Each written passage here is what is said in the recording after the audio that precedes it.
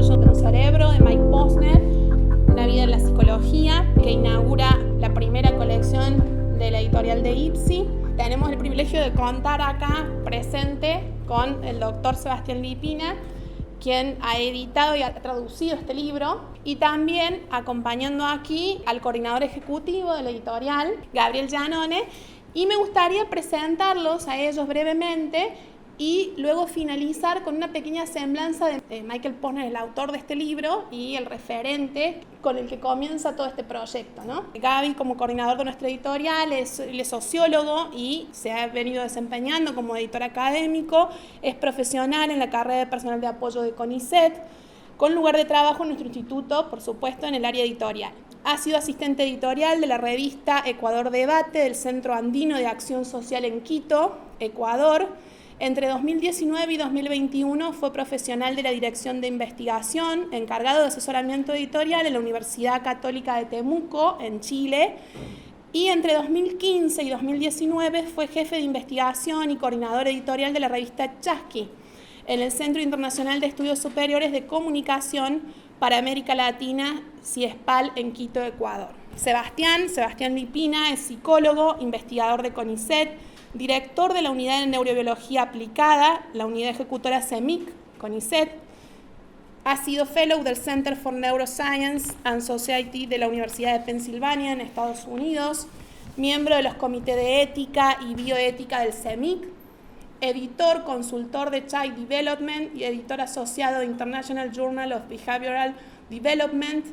Se desempeñó como consultor de OPS, UNICEF, NUD y diferentes ministerios de salud, educación y desarrollo social de diferentes países de América Latina. Los proyectos de investigación en los que Sebastián ha participado y participa se focalizan en el análisis de las asociaciones entre pobreza y desarrollo autorregulatorio desde perspectivas psicológicas y neurocientíficas. También en el diseño, implementación y evaluación de impacto de intervenciones orientadas a optimizar el desempeño autorregulatorio infantil en contextos de laboratorio, escolares y comunitarios. Y finalmente, en la transferencia de conocimientos desde estas perspectivas al diseño de políticas públicas.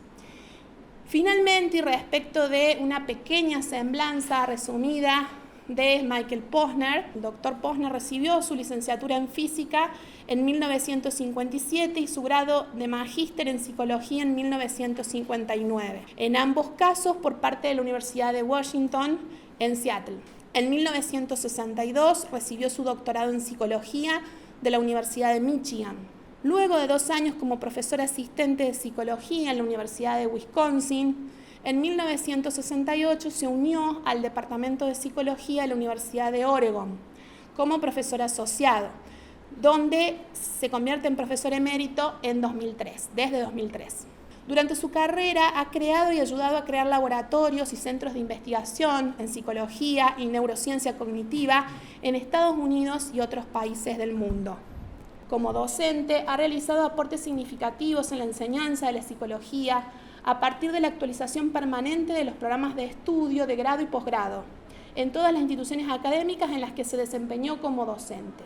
Como supervisor de estudiantes de grado y posgrado, ha formado varias generaciones de psicólogos, muchos de los cuales se han convertido en referentes de diferentes áreas de investigación en psicología y neurociencia cognitiva. Como investigador, ha participado y contribuido activamente de la revolución cognitiva durante los años 60. Y luego fue uno de los fundadores de la neurociencia cognitiva a partir de la integración de los modelos de estudios en neuroimágenes desde la década del 80. Sus contribuciones continuaron aportando modelos y evidencia a la comprensión del funcionamiento y el desarrollo autorregulatorio, estudiando la comprensión del funcionamiento de procesos atencionales a nivel genético-molecular, su plasticidad celular, sistémico, neural, cognitivo y conductual, tanto en condiciones de desarrollo típico como atípico y en contexto psicopatológico. Sus estudios más recientes en modelos con animales han permitido ampliar el conocimiento sobre los mecanismos celulares implicados en los cambios neurales por intervenciones conductuales, optogenéticas y aprendizaje. Ha recibido múltiples premios y títulos honorarios de diferentes universidades en todo el mundo. Entre estas distinciones se encuentra el premio presidencial que le otorgó Barack Obama en el 2009.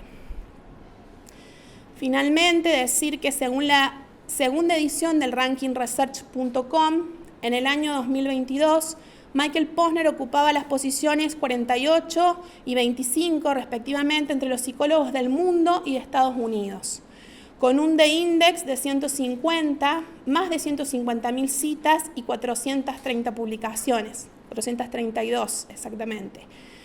Como síntesis, compartimos el comentario sobre Mike Posner que hizo Daniel Kahneman, el psicólogo que recibió el Premio Nobel de Economía en 2002, a propósito de la publicación, este comentario lo realizó, de uno de los libros de Posner en 1978. Textual: Posner pertenece a la élite de los creadores de paradigmas en psicología, aquellos diseñadores de herramientas conceptuales y experimentales que permiten encontrar nuevas respuestas y, por lo tanto, definen las preguntas que vale la pena formular. Las investigaciones psicológicas sobre la atención y la conciencia tendrán por muchos años la impronta distintiva de los conceptos y métodos recogidos en este valioso libro, o podríamos decir por este prestigioso autor. A continuación, entonces, le damos la palabra al doctor Lipina. Muchas gracias por la introducción, Pamela. Primero los agradecimientos. Primero a Posner, ¿no? Porque nunca entendió por qué a alguien se le podía ocurrir traducir un libro de sus memorias al español pensando que no le iba a interesar a la gente leer su historia científica, porque esas las memorias son su historia científica, básicamente. Él las escribe para, como lo dice en la dedicatoria, para contarle a sus dos nueras qué es lo que estuvo haciendo durante 50 años en las universidades. Ese es el motivo por el cual lo escribió. Él tampoco creía que las personas de habla hispana en Iberoamérica no pudieran leer inglés. Ese era el otro motivo por el cual no entendía muy bien por qué uno tenía este proyecto. Yo lo que vi en ese momento, cuando leí, a las 48 horas de haber leído la versión en inglés, entendí que la obra era mucho más que una biografía y que era un material del que podía usufructuarse en un buen sentido de la palabra usufructo, en la formación, en la inspiración de todos los que estamos en la comunidad psicológica y neurocientífica.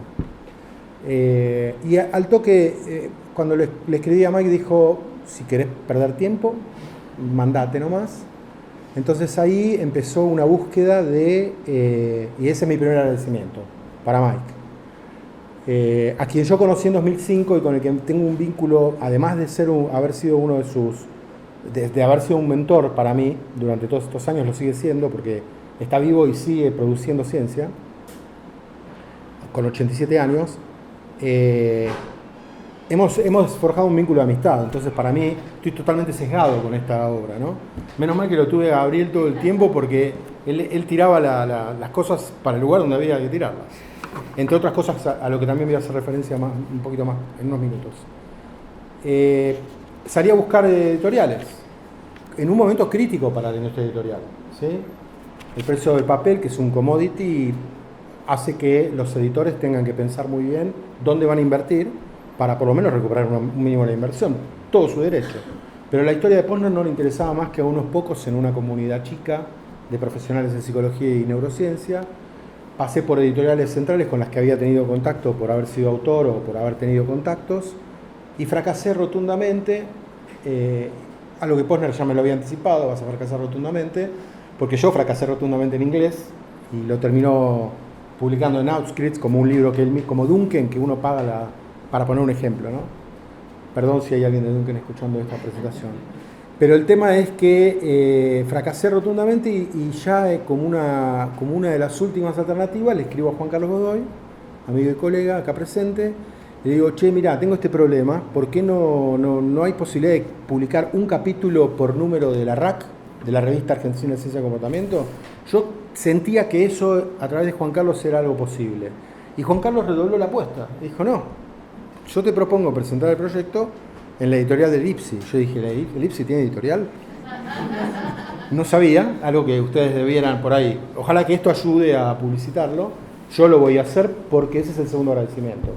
A Juan y a la editorial del IPSI. Porque, hablando con Silvina Brusino, yo no sabía lo que era la editorial. y hace poco me enteré, incluso me enteré habiendo terminado el trabajo con Gabriel.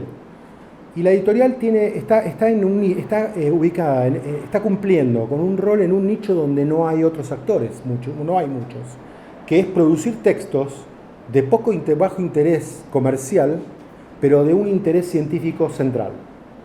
Y yo creo que este libro justo se aloja en ese lugar. Así que gracias a ustedes también. Lo otro que es impecable del IPSI para un autor o para mí, que fui traductor y director junto con Gabriel. Él no quería aparecer en la tapa, pero fue coeditor del libro, ya van a ver por qué. Básicamente esto es de acceso libre y gratuito. Y entonces eso significa que para el objetivo que yo tenía, y era que se conociera esta historia, era el mejor lugar en el que uno podía estar alojado. Después ya redoblé la apuesta y ya propuse otro libro, que vamos a ver cómo es el devenir de nuestro sector científico y académico el próximo año, y si es positivo o sigue como una buena inercia, haré la propuesta de presentación del libro, porque también hay un libro que tiene las mismas características. No encontramos nicho para ciertos tipos de producciones que son necesarias para la formación de jóvenes profesionales en nuestra disciplina. Cuando hablo de nuestra disciplina, yo hablo de la psicología porque me siento psicólogo y una especie de intruso en la neurociencia, por más que fui neurocientífico y lo sigo siendo en gran medida, yo me considero psicólogo, ¿sí? Y ese es el segundo agradecimiento a Juan Carlos y a la editorial. Debo decirles que para esta presentación habíamos intentado con Gabriel y Pamela tratar de que Posner estuviera presente acá. Pero entonces mandó unas palabras para compartir con ustedes, ¿sí? Así que se las leo. Estimados colegas, primero permítanme expresar mi profundo agradecimiento al profesor Sebastián Lipina por su compromiso en traducir mis memorias al español y por sus gestiones para hacer que el libro esté disponible para las personas de habla hispana que puedan estar interesadas en ellas. Incluso recopiló las cartas de muchos de mis estudiantes y colegas que aportaron sus ideas sobre mi enseñanza e investigación. Ustedes van a encontrar en el libro que el anexo es el capítulo más largo, de hecho, de 17 personas que contacté para que dijeran algún comentario sobre la publicación del libro. Todos ellos están presentes en las historias de Posner mientras Posner va contando qué rol fueron teniendo. Esto es algo que no pensé para su propia edición en inglés, ¿no? La de los comentarios. O quizá no me atreví a hacer por mi cuenta. Mi gratitud también va para todos ustedes que han estado dispuestos a asistir a esta reunión. Posner les agradece que estén aquí presentes. Escribí las memorias por dos razones. Pasé la mayor parte de los últimos 60 años como estudiante, investigador y docente en varias universidades. Sin embargo, muchos de mis amigos y familiares saben relativamente poco sobre lo que intenté hacer. Dado que a mi generación se le brindaron oportunidades casi ilimitadas para perseguir nuestros principales intereses, sentí la obligación de explicar mis objetivos de la manera más clara posible. A juzgar por el trabajo que tuvimos que hacer Gabriel y yo, en algunos momentos esa claridad no estuvo presente. Se lo comenté a Mike, de hecho. La segunda razón es que tuve una oportunidad y una experiencia extraordinaria al participar en el inicio de la obtención de imágenes de las operaciones cognitivas en el cerebro humano. Las imágenes del cerebro humano son bien conocidas, pero menos conocida es la historia de cómo surgieron. Participé en esa historia y fui coautor de un libro sobre ella, pero nunca he contado claramente el contexto de mi experiencia personal ahí. Cierro un minuto las comillas. Y este es el otro valor que tiene el libro. El libro tiene valor para la historia de la psicología y tiene valor para los estudios sociales de la ciencia. O sea, yo vi esto cuando vi las memorias, dije, esto no es una biografía, es mucho más que eso. Y Gabriel también lo entendió así, y creo que Juan Carlos vos también. Espero que aquellos de ustedes que lean las memorias disfruten del material y tal vez reciban algo de inspiración al saber sobre mis experiencias. Sé que el futuro no se parecerá al pasado, pero espero que queden algunas lecciones útiles que aprender. Gracias nuevamente por asistir a este evento, Mike Posner. Yo no sé si los jóvenes investigadores que están haciendo su doctorado van a lograr inspirarse en todo lo que suponemos los que estuvimos detrás de este proyecto, porque es un esfuerzo colectivo, empezando por Mike, pero hay un par de anécdotas increíbles de su doctorado que no se las pierdan. Porque él tuvo que hacer, la tesis la tuvo que terminar escribiendo en un contexto de hiperadversidad a punto de tener que ir a una guerra, por ejemplo. Y lo dejo ahí para que quede el bichito de leer las cosas. Voy a hacer un poco de esto para que lo lean, ¿no? ¿Vos vas controlando las bajadas del libro? ¿Vas controlando las bajadas del libro? ¿Cuántas descargas hay? Sí. Eso está. Vamos, hacelo antes y después te encuentro. No sé cuál sería el control, pero después lo vemos. Entonces, después de esto, es decir, yo tengo poco para decir porque lo poco que tengo para decir está en el prefacio y lo que hice fue traer extractos para disfrutarlo junto con ustedes, porque hoy es un día de alegría, a pesar de todo lo que ocurre, porque estamos produciendo colectivamente algo que es importante. Ustedes cuando lo lean se van a dar cuenta.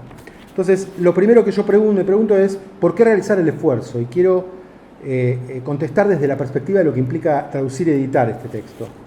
Entonces, así como Mike tuvo la necesidad de explicarle a sus colegas y familias por qué y cómo hizo todo su trabajo, nosotros consideramos que esto podría extenderse a audiencias de lectores en castellano, ¿sí? Como les dije, es un material de valor histórico para la ciencia psicológica, porque cuenta hechos, ideas y desarrollos de al menos 2 revoluciones científicas. Y eso en una persona es muy difícil de encontrarlo. A propósito de eso, B.G. Casey, la profesora de psicología en la Universidad de Yale, en Estados Unidos, pero que fue protagonista en las memorias porque es a quien Mike eligió, y les aclaro que era un momento de mucho patriarcado en el momento que lo hizo, como directora del instituto que creó él en Nueva York para estudiar el desarrollo neural y cognitivo en niños. El primer laboratorio que se formó en eso en Nueva York, en la Universidad de Cornell. Ella dice, Mike Posner ha alterado de manera fundamental la forma en que abordamos el estudio de la mente y el cerebro al reducir el comportamiento complejo y los procesos mentales a unidades simples medibles, que pueden vincularse con mayor facilidad a la neurobiología subyacente. Este trabajo definió una base para los estudios sobre la función del cerebro humano tal como la conocemos hoy. Muchos de los que trabajamos haciendo neuroimágenes no tenemos la menor idea que lo básico que hacemos fue creado por Posner en esos años, ¿sí? Yo coincido con B.G. Casey porque se ve todo el tiempo. Al reducir los procesos mentales a unidades simples y medibles, el genio visionario de Posner cambió la forma en que estudiamos la mente y el cerebro y echó luz sobre algunas cuestiones fundamentales. Cómo funciona la mente, cómo pueden mapearse las operaciones de la mente en patrones de activación en el cerebro. ¿A ustedes eso les parece que los precede, no? Bueno, en el 86 no existía. Le llevó 2 años, en el 86 le llevó 2 años a él con el grupo de Washington, con el grupo de la Universidad de Washington, le llevó 2 años hacerlo y salieron los primeros 2 papers en el 88 en Nature y Science y ahí empezó todo el lío. Ese modelo de trabajo que hicieron ahí después pasó a la resonancia magnética funcional y de ahí hasta ahora sigue siendo la misma lógica, ¿sí? La manera de medir las operaciones, es decir, antes se pensaba en términos globales el funcionamiento cerebral o de lóbulos. Mike, por estudios previos que lo van a ver, el surgimiento de eso en psicopatología, básicamente, ¿era psicopatología o eran pacientes con afasias? Con negligencia. Eran pacientes con negligencias. Estudiándolos en la década del 70, él tuvo la hipótesis, y no es un investigador que genera hipótesis, eso es muy interesante. Él se vanagloria a sí mismo de decir que no tiene hipótesis. Pero esta la tuvo y está escrita, y es que en realidad él sospechaba por cómo los pacientes respondían las pruebas de lenguaje que no podía haber más que células dedicadas a algunos procesos específicos. Y recién lo pudo ver 8 años después en los experimentos en San Luis, que se tuvo que mudar. Entonces lo que está diciendo B.G. Casey tiene que ver eso, cómo pueden mapearse las operaciones de la mente en patrones de activación del cerebro. Bueno, se creó en ese momento. Lo tercero, cómo pueden verse afectadas esas operaciones en los trastornos clínicos, cómo éstas emergen a lo largo del desarrollo y mediante el aprendizaje, y cómo se ven moduladas por factores genéticos y ambientales. Todo ello ha mejorado nuestra comprensión de la función cognitiva, tanto en la salud como en la enfermedad. Estas son las palabras de B.G. Casey, que es referente del área, ¿sí?, en neurociencia cognitiva y sobre todo pediatría. John Duncan, calculo que vos, Juan Carlos, lo debes haber leído y conocido, ahora es director del programa de Cognition and Brain Science de la unidad de Cognition and Brain Science en Cambridge, y es profesor también de psicología experimental en Oxford. Fue uno de los postdoc que escribe esto. En Eugene, la ciudad de Eugene, Michael Posner organizaba las reuniones de los martes por la noche en su casa. 35 años duraron esas reuniones. En cada una existía una presentación y una discusión, y a menudo Mike se quedaba dormido en el sofá. Hay muchas fotos de Mike durmiendo la siesta, de toda esta gente y en su casa también. Ya que había estado despierto desde las 4:30 de la mañana, trabajando en sus tareas editoriales para el recién formado Journal of Experimental Psychology, Perception and Human Performance. El recién formado, ¿sí? Para nosotros es una revista de impacto que venimos leyendo hace años. Recuerdo una de estas reuniones cuando Mike había vuelto de un encuentro científico en la costa este. Oregon está es arriba de California. Gracias. Había vuelto de un encuentro científico en la costa este. Nos comentaba sobre la inspiradora presentación del trabajo de Bob Burtz sobre el registro de señales de atención vinculadas a los movimientos oculares en el cerebro de un mono que realizaba una tarea. Nosotros éramos un grupo de psicólogos cognitivos jóvenes que no sabíamos nada del cerebro de los monos, que tal vez nunca habíamos oído hablar del colículo superior y pensamos que Mike se estaba dejando entusiasmar demasiado. Unos años más tarde, en el año 1984, él organizó un encuentro de la serie Attention and Performance dedicada específicamente a la atención e invitó a importantes colegas de la comunidad cognitiva dedicadas a la investigación en la atención, además de a Burtz, a Rizzolatti, otro referente, y Cowie, para hablarnos sobre el sistema visual del mono y por qué este podría ser relevante para la investigación de la atención. Es como si hoy ustedes vinieran a escuchar a un ingeniero atómico hablarles de las propiedades de un material que recién acaba de ser descubierto a ustedes que están desarrollando sus tesis doctorales. Ustedes dirían, ¿y esto qué tiene que ver? ¿No? Eso le pasaba a John Duncan. Esta vez el mensaje fue claro tanto para mí como para el campo. 5 años más tarde, yo estaba en Bethesda, en la costa este, aprendiendo neurofisiología de monos con Bob DeSimone. A menudo he dicho que Mike es el Lewis and Clark. Lewis y Clark fueron 2 exploradores que son los que exploraron el oeste antes del exterminio de todos los pueblos originarios. O sea, eran los primeros blancos que veían los pueblos originarios del oeste norteamericano. Como el Perito Moreno acá. Como Perito Moreno, equivalente al Perito yo Moreno. pienso que Fitzroy y Darwin fueron previos, Bueno, sí. ¿no? De hecho, Darwin se llevó un par Sí, al principio. en el Fitzroy. En el barco de Fitzroy. Pero sí, serían como estas personas. Entonces, él dice de Mike que serían como estos. No le voy a decir a Mike que sería Perito Moreno, pero explorando un continente desconocido muchos cientos de millas por delante del siguiente ejército, enviando mensajes que dicen: importante formación rocosa encontrada en las coordenadas XX del mapa, sugiero que investigues, saliendo inmediatamente para III. ¿No? Esto es Duncan. Para cuando me puse al día con sus ideas sobre la relevancia de la neurofisiología, él ya había dejado Eugene para irse a la Universidad de Washington en San Luis, llevando la psicología cognitiva hacia el nuevo proyecto de imagen del cerebro humano con el uso de PET. Es muy interesante el capítulo ese, porque hay cuestiones éticas del uso del PET que yo nunca se las había escuchado. No solo por los participantes, que es fácil cuidarlos. El PET es una técnica que requiere una inyección de un radioisótopo, ¿sí? O sea que uno le mete radiación al paciente. Pero un doctorando, un postdoc que está trabajando con muchos pacientes todos los días, ¿cómo se protege? Esa era una preocupación que cuando vino la resonancia magnética funcional se terminó de resolver. Pero hay muchos aspectos en el libro de cuestiones éticas, personales, dudas, aspectos de confesiones psicológicas sobre estas cuestiones que nosotros las tenemos, que vale la pena compartirlas para Posner, ¿no? Para ver si uno, para identificarse. Al principio, otra vez, muchos de nosotros no podíamos imaginar cuán útil podría ser inyectar oxígeno radiactivo a una persona mientras lee o escucha palabras. Si uno lo piensa, es raro, ¿no? En 5 años nació la neurociencia cognitiva, se introdujo la resonancia magnética funcional para reemplazar al PET y todo el campo cambió para siempre. Los jóvenes que ingresan hoy a esta área no podrán apreciar cuán firmemente en 1990 el hardware y el software estaban separados en el estudio de la mente y el cerebro. Los fisiólogos estudiaban el hardware y los psicólogos estudiaban el software. Muchos pensaban que los dos eran independientes, como es lógico, y realmente un psicólogo cognitivo pensaba que era por completo legítimo no saber nada sobre el cerebro. Después de los primeros experimentos con PET en San Luis, esos pensamientos desaparecieron y comenzó una nueva era. Mientras tanto, Mike estaba otra vez concentrado en algo nuevo.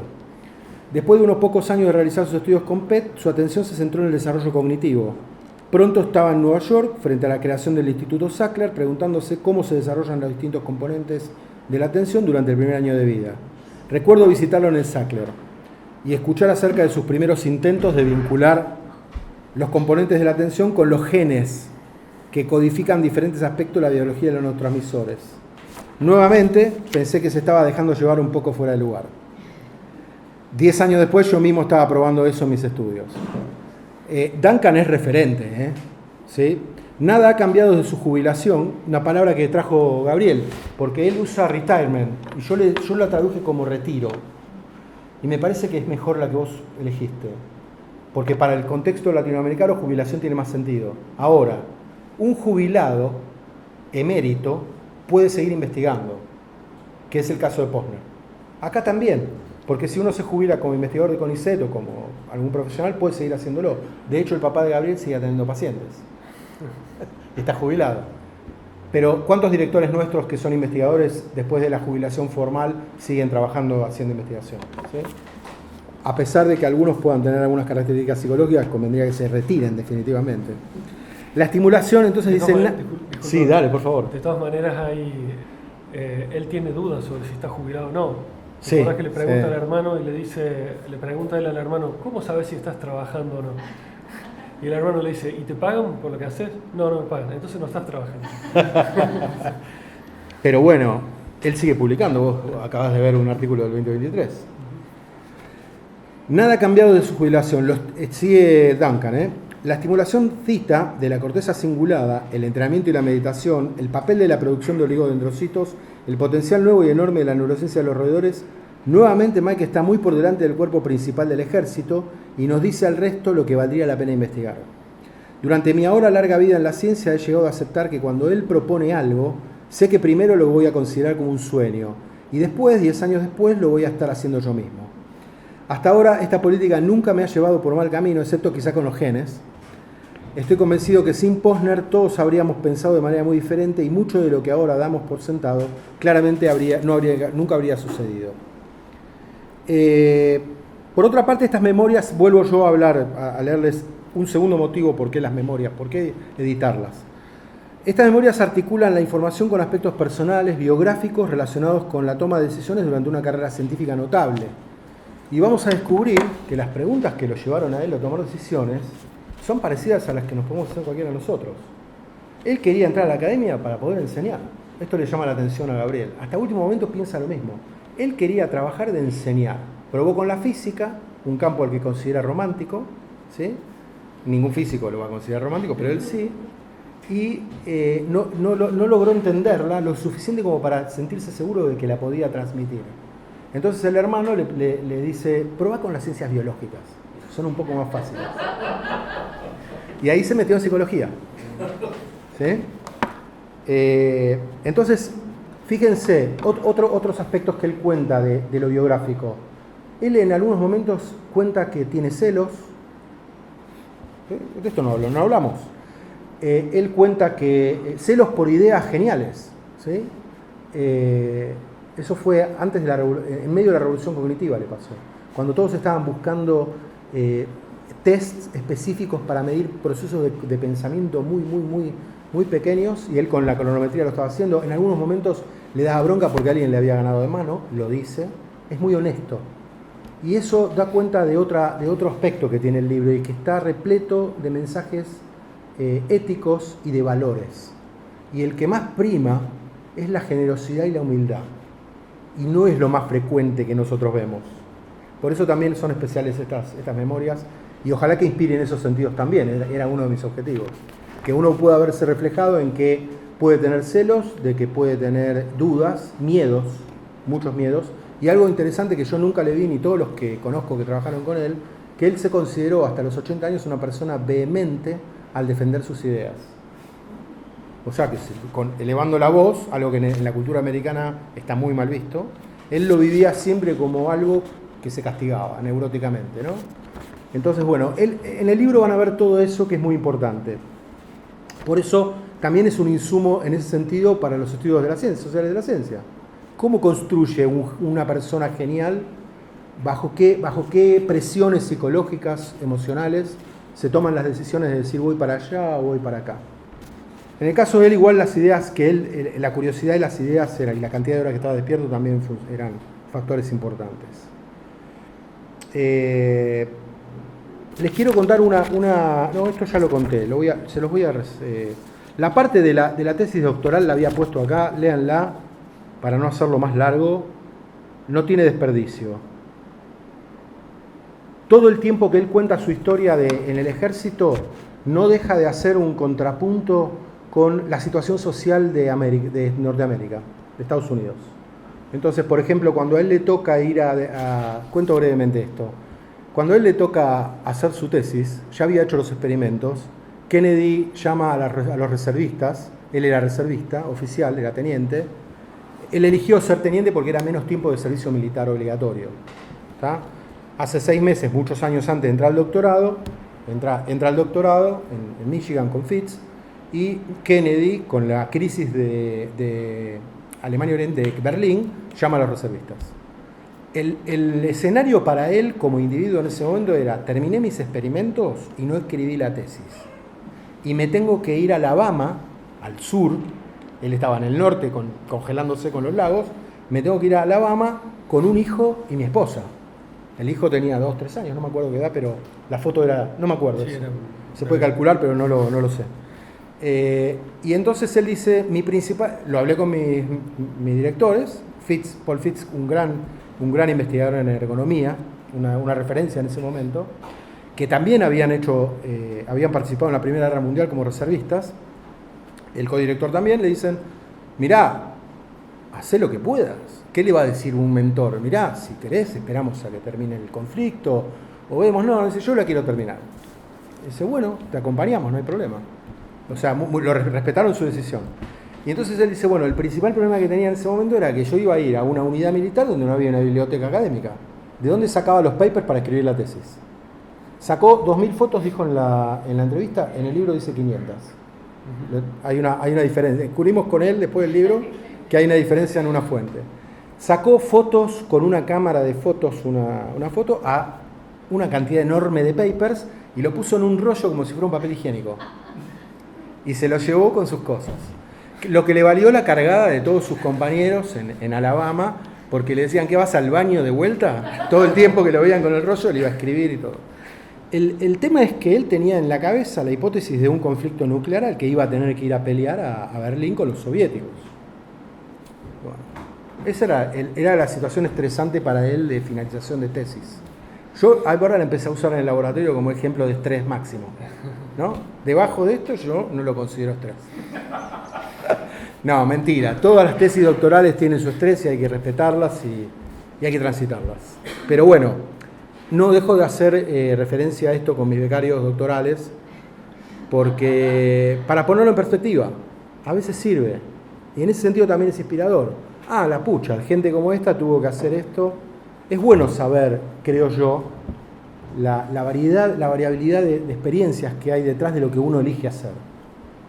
Porque eso permite identificarse, elegir caminos, tomar decisiones, ir por un lado. No es que hay solo un camino y todos los demás no sirven. Hay mucha variedad de caminos. Lo otro que había puesto, por ahí lo lea, a ver. Bien, fíjense lo que le pasa, esto es buenísimo. Es más para los profes, y los doctorados ya, pero miren lo que le pasa. En un momento termina, bueno, finalmente no hay conflicto, termina la tesis, la va a defender, porque le pasa algo muy interesante. Él no creía en sus datos. ¿Les pasa eso? No creía en sus datos. Entonces, y empezaba a imaginar qué preguntas le iban a hacer los jurados, que no se las hicieron. Lo digo rápido ahora para darte después lugar. En realidad él lo que hizo fue...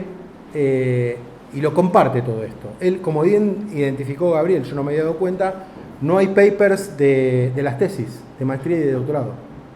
Están las tesis en las bibliotecas, pero no hay papers que surgieran de ahí, porque él no quería publicar de eso. Empezó a publicar después.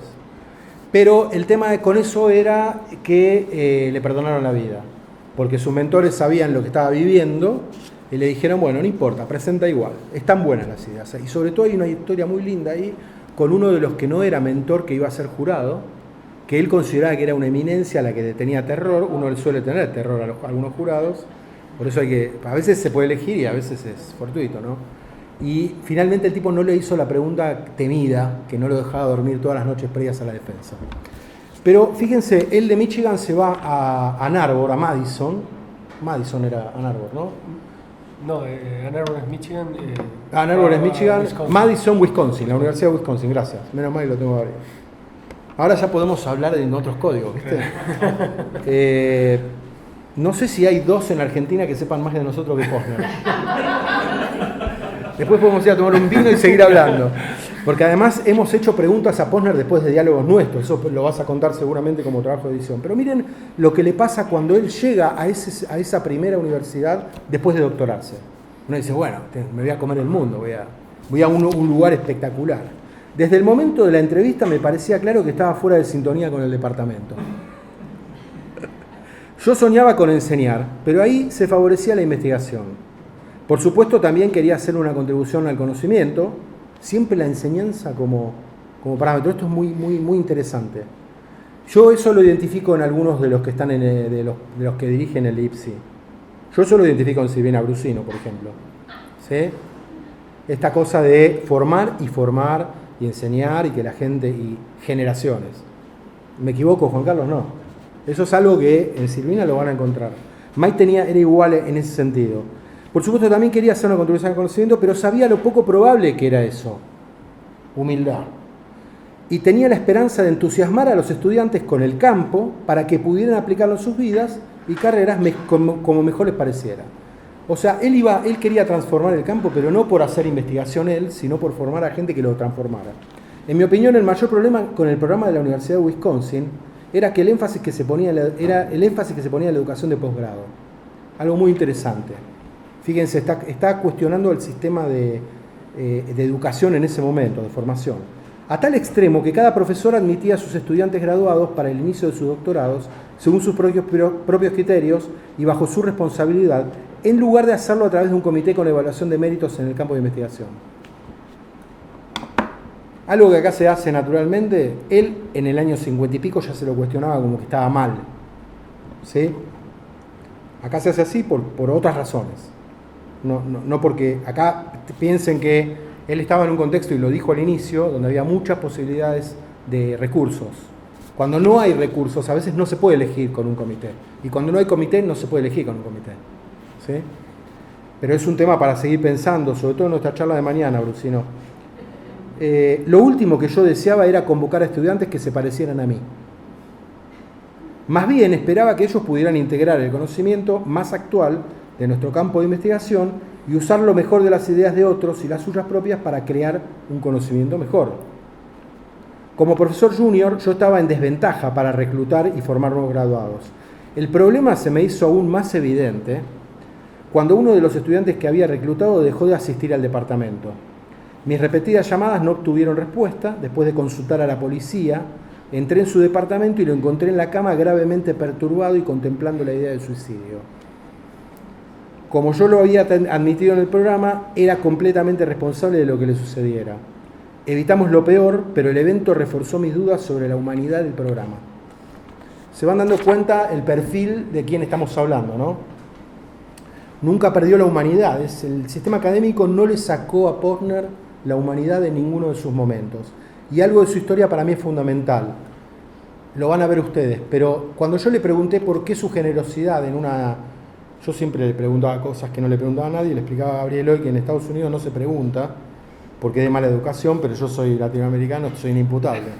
Así que yo le preguntaba, y a veces Posner decía, uy, otra vez tus preguntas, ese tipo de cosas. Pero una vez le pregunté, todos los que trabajamos con vos pensamos que sos una persona generosa desde siempre. ¿Por qué te parece que puede ser así? Es una pregunta que uno no le hace a una persona así. Pero me dijo, no te la puedo responder, dame hasta mañana. A la mañana siguiente vino a la oficina, me toca la puerta y me dice, vamos a desayunar juntos. Él ya estaba de pie, en realidad para él era el almuerzo a esa hora. Pero me dice, cuando yo era chico, mi padre era abogado con una práctica de abogado en Cincinnati. Por una enfermedad tuvimos que mudarnos a California. En California pasó a ser trabajador social. Todo esto está contado en el libro. Y lo único que se discutía en las mesas familiares eran los problemas de los demás. ¿Sí? Eso es lo que él me respondió a la pregunta. Nuestros problemas estaban resueltos, había trabajo, había comida, había proyectos. El problema real lo tenían otras personas. Y yo siempre pensé que era así. Y así siguió. Entonces, debe haber sido terrible para él ser responsable de un estudiante que se quisiera suicidar. Cuando me contrataron, el jefe de departamento era James Archer, quien dejó en claro que se suponía que debía publicar al menos 6 artículos importantes por año. parecía una meta imposible y no muy digna. En mi ingenua visión, entonces y ahora, 80 y pico, parecía importante tratar de hacer una contribución al campo y luego publicarlo. Si tenías suerte, podrías hacer 2 o 3 en toda tu carrera, pero 6 al año. Decidí entonces que haría lo mejor que pudiera y no me preocuparía mucho por ser profesor titular en la Universidad de Wisconsin. Eso estaba claramente fuera de discusión. A los 2 años se fue. ¿Sí? Y además cuenta que él fue a leer los papers de los profesores que publicaban 6 por año y no encontró que había mucha novedad. O sea que no lo entendió muy bien. También pensamos nosotros que podría ser un material de valor para inspirar y brindar enseñanza a nuevas generaciones de psicólogos, ¿sí? O otros que se interesen en la historia de la psicología, como lo dije antes. Michael Gazzaniga dice, los talentos de Michael Gazzaniga es uno de los padres de la neurociencia cognitiva también, ¿sí? Ahora es profesor de psicología emérito y jubilado en la Universidad de California en Santa Bárbara, y dice, todos estos comentarios son comentarios que les pedí yo para el libro, ¿sí? Los talentos de Mike Posner como científico son legendarios y merecidos. Sin embargo, lo que lo define es su buena voluntad, cordialidad y su sentido del humor. Y para mí esto es lo más importante. También es su decencia general en todos los asuntos personales y profesionales lo que lo hace que todos lo respeten. Decencia. ¿Cuánto hablamos de decencia en nuestro ámbito? ¿Hablamos de decencia? Yo no lo escuché nunca. Ahora estamos hablando. Eso lo dijo Gazzaniga. Ellis Temple fue una de sus alumnas, a las que Mike en el libro lo dice, la consideraba brillante, que hizo no sé si llegó a ser doctorado, la maestría, ¿no? Lo que hizo, no me acuerdo. Doctorado, gracias, Gabriel. Hizo un doctorado con él y después se fue a la industria. Algo que en Estados Unidos es más fácil que en Argentina, ¿no? Obviamente. Que un psicólogo haga un doctorado y se vaya a la industria. Y hoy es CEO en una empresa de neuroinformática, ¿sí? Cuando yo le escribí, a las 24 horas ella me dijo, yo te escribo porque Mike para mí es lo más. Y escribe esto. Como mencioné, Mike tuvo un impacto en mí de muchas maneras y parte de su legado fue también forjado por muchos compañeros científicos a los que él defendió, es la última. Entrenó, asesoró y alentó. Esta influencia se extendió más allá de mi tiempo en la academia. Como neurocientífica que trabaja en la industria, todavía uso su trabajo regularmente para aplicar a las cuestiones comerciales el conocimiento sobre cómo funciona la mente humana. Más importante aún es que sigo aplicando la forma como me enseñó a abordar las cuestiones científicas y las colaboraciones. Aún me sigue guiando, ser siempre honestos con nosotros mismos y con los demás, aún me sigue guiando, 2 puntos. Ser siempre honestos con nosotros mismos y con los demás sobre lo que realmente dicen los datos. ¿Sí? Les recomiendo que se suscriban a Retraction Watch para que vean la cantidad de problemas éticos que hay en la publicación científica en el mundo por día. Producto de que no se hace esto, ¿no? Siempre respetar las ideas de una persona sin importar su posición o título. Siempre valorar la vida de las personas con las que trabajamos y siempre conocer sobre tus datos lo suficientemente bien como para hablar de ellos, incluso si la lámpara de tu retroproyector se quema o tu reunión de Zoom no proyecta las diapositivas. Todos estos principios los obtuve de Mike y los uso todo el tiempo. Incluso ahora las personas con las que trabajo se ríen de la emoción que me genera la ansiedad por ver los datos tan pronto como pueda. Y cuanto más inesperados, mejor. Estoy segura que eso lo aprendí de Mike. Por último y no menor, sigo adelante con nuestra posición editorial y de edición, la editorial es la de ustedes. Y no menor, consideramos la importancia de poner la obra a disposición de lectores que no tienen acceso al inglés. Y este libro tiene algo que no tiene el libro en inglés, que es el anexo y las notas de edición, que son un montonazo. Y ahora es lo último, quiero hacer referencia al proceso de edición y cómo abordamos la tarea. Algo que para mí no lo mencioné acá y lo digo de entrada. Fue muy prolijo todo. Yo me sentí cuidado porque al toque de aceptar el IPSI armamos los convenios. Yo me acuerdo que yo soy de apurar, les pido disculpas. ¿Sí? Son muchas las tareas que hay que hacer y si uno no las empuja no llegas a buen término. Ese es un consejo. Esta es una tarea para hacer muchas cosas al mismo tiempo. y hay que sostenerlas. Y la manera de sostener en algunos momentos es que hay que apurar procesos, pero no faltando el respeto, ¿no? Ni tratando mal a la gente, obviamente. A veces yo tengo la duda de si estoy en un límite ahí, por suerte con Gabriel no me mandé ninguna macana. Pero el tema es que en un momento se hacía lento, ya estaba el ok, pero yo no tenía mail de la editorial, ¿no? Entonces le escribo a Silvina y le digo, che, Silvina Posner tiene 86. No nos va a esperar. Y estaría bueno escribir traducir y escribir esto con la chance de tenerlo a él corrigiéndonos y dialogando con él. Cosa que finalmente sucedió y que Posner lo ve además. Entonces ahí al toque armamos los convenios, ¿cómo se llama? Contratos. Un contrato de Posner, con Posner en inglés, lo hizo la editorial, en inglés y en español también, las dos, para que Posner se diera los derechos en los términos de cómo la editorial tenía que poner el libro en circular y defender sus derechos, obviamente. Y en segundo lugar conmigo como traductor y editor. Y pusimos, yo no sé cuánto tiempo puse, pero puse 2 años. 2 años, y al año ya está listo. Miren cómo lo apuré a Gabriel. O sea, podríamos tranquilamente haber usado todo este año hasta el año que viene y estábamos en norma. Espero que no me hagan ningún daño porque el convenio lo terminé antes, el contrato. Siempre es cuando no se cumple, yo lo cumplí mucho antes. Pero bueno, entiendo que los libros podrían haber llevado más tiempo, en este caso apuré por esta razón. Por otra parte, quiero decir que en mi opinión la edición debe ser considerada como compartida con Gabriel.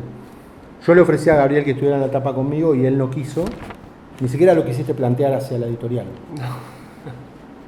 Por ahí la próxima vez yo tendría que insistir para eso. ¿Por qué? Porque el tema es así, armamos un equipo de trabajo. No lo hablamos, y esta es una sugerencia para la editorial. Yo tengo una personalidad, un estilo de trabajo, soy un hinchaquinotos, creo que manejo mi narcisismo de una manera adecuada para no herir a la gente,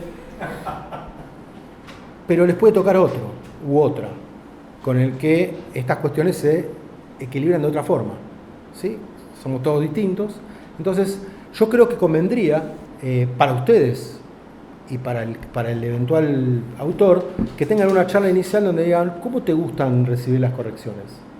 ¿Sí? Porque acá lo que ocurrió fue que en este tándem yo mandaba un capítulo traducido, revisado por mí, y después él me lo mandaba a mí, y cuando yo lo abría era como lo que yo corrijo para mi doctorado.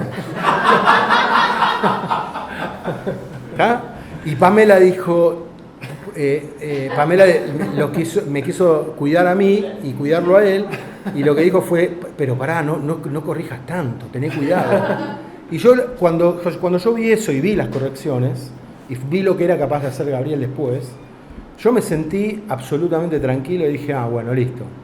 Me puedo equivocar, va a haber alguien que viene con el rastrillo, el peine de piojos a sacar todo lo que venía después. Y armamos ese tándem. Y después de tener todos los capítulos corregidos, hubo un capítulo que fue bisagra, el 4. Gabriel y yo estamos satisfechos con cómo quedó, pero por ahí todavía sigue siendo difícil. Así que si los lectores tienen comentarios, bienvenidos sean para corregir o aclarar. Para una segunda edición. Sí, para lo que vos consideres, Gabriel, digamos, pero vale la pena. Ese capítulo a Gabriel lo puso en una situación difícil, fue un desafío, además porque estaba viviendo cosas personales que eran desafiantes también, pero ese capítulo hizo bisagra porque de ahí en adelante automáticamente empezó a mejorar el libro, no solo en la escritura, que Gabriel la hizo mucho más fluida que la mía, sino en todo el trabajo de edición que está por debajo del libro, que es, acá está mencionando algo Posner que no está citado, ¿por qué no lo ponemos a disposición? ¿Sí? Yo nunca tuve la oportunidad de trabajar con un editor que tuviera la obsesión que tiene y el respeto que tiene Gabriel, así que ese es el agradecimiento que también te hago públicamente. Es de gran valor el trabajo que ha hecho Gabriel por estas memorias, se lo hice saber a Posner y él también te lo agradece. Algo que hizo Gabriel, por ejemplo, para que se den una idea, es encontró un error histórico en Mike. Mike decía que en un tema de colores, en la investigación de colores y visualizaciones, había estado primera una investigadora en lugar de 2 antropólogos. Él estuvo unos días investigando todo eso, porque además cuando Gabriel te manda una revisión, te manda toda la investigación que hizo. Como cuando están los problemas de matemáticas, no te da el resultado, te da toda la elaboración. Él me mandaba eso. lo cual a mí me facilitaba la tarea porque había que tomar decisiones de mi lado también. Entonces decía, esto sí, esto no. Una sola vez te fuiste muy de mambo, como Duncan decía de Posner, pero en todas las demás yo era de aceptar todo lo que él proponía porque era muy atinado. Quizá en un libro propio genere más diálogo todavía, porque ahí es qué idea es la que uno quiere expresar y cómo es que se elabora. Pero fue una experiencia, la voy a extrañar. No sé qué le va a pasar a vos, pero la voy a extrañar. Y porque implicaba trabajar con Gabriel, que es un excelente editor, y trabajar con Posner. Todo el tiempo íbamos de un lado para el otro. Pero el error histórico era que los antropólogos habían sido primero que la investigadora. Cuando le mandamos a Mike, yo siempre hablaba de los dos, le digo, Mike encontró... ahí le dije, Gabriel Llanona encontró esto. Sí, tiene razón. ¿Qué hacemos? ¿Cambiamos el texto o ponemos una nota? Y le damos a él la posibilidad de qué tipo de información quería en el texto de la versión española. Y básicamente esa fue la mecánica. Así que gracias. Gracias a ustedes, gracias a Gabriel, a Pamela. Ojalá que pueda volver a trabajar con ustedes en algún otro libro y ojalá que la editorial siga creciendo porque es algo absolutamente diferente a todas las experiencias editoriales que tuve. Y estoy contando, ¿puedo decir los nombres? No, los voy a mandar al muero de ellos. Bueno, si ven los libros en donde publiqué, les puedo decir que el estándar de lo que trabajé con Gabriel está a 2 de BIOS estándar por encima de lo que trabajé en las otras. ¿Sí? A 2 de BIOS estándar por debajo también tengo ejemplos. ¿Sí? Pero dentro de la media, impecable. Tengo por ahí, si en el futuro necesitan opinión sobre procesos para con otros autores, estoy a disposición. Perfecto. Todo tuyo. Bueno, muchísimas gracias. No vas a llorar, ¿no? No, muchas gracias. Estoy un poco, como dicen los ecuatorianos, achicopalado, así que estoy un poco así como metido para adentro por tanto halago. Bueno, ahora te toca salir y contar un poco tu experiencia. Dale, bueno, que vos podés. Muchas gracias a Pamela por el trabajo y me alegra mucho que sobre todo haya gente del IPSI acá porque también es como para hacer una presentación pública del trabajo de la editorial que estamos poniendo en marcha, que estamos comenzando y que creo que tiene gran potencial y así le hemos comenzado. Este año conformamos el comité editorial y hay algunos proyectos en marcha y creo que vamos a estar bien. Efectivamente, sos el editor de la obra y el traductor y eso está claro por muchas razones. Lo primero que creo que es importante en tu trabajo y en el hecho de que el libro exista, digo, cuando terminamos el libro le compartiste a Mike el libro y le preguntaste, no sé si lo puedo decir, esto es lo más divertido de decirlo. O sea, ¿Qué sentía él con esta obra terminada? Y él dijo que si hay alguien que gratuitamente, con este esfuerzo, puede hacer eso por él, él solo puede pensar que esa persona es una gran persona y un gran amigo. Y yo, bueno, creo que acá hay puesto un afecto muy importante en esta obra. Está cegado. Y eso creo que es fundamental y me parece que todos lo vimos desde el primer momento en que apareciste con la propuesta de la obra y que creo que es muy importante porque además leyendo la obra y conociendo ahora un poco más a Mike Posner, que efectivamente hemos llegado a conocer íntimamente al autor. Bueno, eso significa que sos un buen alumno de él, porque ha sido una suerte de regalo muy afectuoso el hecho de no solamente hacer un libro en español, poder leerlo concienzudamente el libro, poder transmitirlo, poder ver el valor y transmitirlo, sino también generar este espacio de comentarios con otros colegas de él que él lo ha agradecido mucho y que además suman a la obra y suman a la posibilidad de comprender la obra desde todos los aspectos que has mencionado. Yo creo que la obra es una obra de gran valor para todos los espacios que mencionaste. Me parece que fue de gran valor el esfuerzo de edición que realizamos en la editorial y que realizaste vos, en este esfuerzo de hacer una primera lectura crítica sobre una obra, que en primer lugar hay que traducirla, hay que adaptarla a un idioma que es diferente, donde hay mucho uso coloquial también del lenguaje, y para eso podría haber sido distinto a como salió, y creo que al final, hoy hablábamos y dijimos, la verdad que salió bien el libro, no está mal, después ustedes lo podrán ver. El camino podría haber sido otro, ahora que lo mencionás, perdón porque te interrumpa, es una mala costumbre mía. Yo podría haber dicho, bueno, vamos a hacer la obra de la memoria de Posner, vamos a mandarla a traducir, ¿no? Es algo que ocurre. Pero yo quería traducirla porque fui parte de esa historia, de la última parte, y además quería que hubiese un profesional del área, al menos uno del campo, que tuviera la posibilidad de entender cuáles eran los aportes. Pero bueno, podría ocurrir que en el futuro tengan un proyecto editorial donde eso no ocurra, donde venga una traducción, pero, y ahí el trabajo tuyo va a ser mucho más difícil. Sí, pero es muy necesario que haya alguien que sepa. Claro, exacto. Sí. Yo hice agua en muchos momentos. El capítulo 4 para mí fue un parteaguas en ese sentido. Me tuve que poner a leer sobre una disciplina que no comprendo nada, pero eso fue enriquecedor, porque también creo que ahí pudimos pensar una obra para otro tipo de lectura, para poder sacar de atrás las cosas que estaban sugeridas para las personas que podían conocer sobre lo que estaba puesto en juego ahí. ¿Vos pensás que las nuevas van a entender el capítulo 4? Sí, yo creo que sí. No digo la versión en inglés. Y después estoy pensando en que este esfuerzo de intermediación que significa el trabajo editorial siempre se piensa el editorial como hay una metáfora como que el editor es como este dios Jano que tiene dos caras, una puesta en el comercio del libro y otra puesta en la cultura, en la industria, bueno, sería la industria cultural eso. Pero hay otra posibilidad de esa metáfora, que es que efectivamente este es el dios del paso, del comienzo y del final, por eso hay un mes, el primer mes del año dedicado a él, pero que es una puerta que permite poder atravesar un objeto cultural de un lugar a otro, y en ese lugar se tiene que hacer un esfuerzo de intermediación, que es este primer esfuerzo de lectura atenta y de tanta pregunta que le tuvimos que hacer al texto como para poder comprenderlo en español. Y yo, bueno, creo que en definitiva eso salió bien,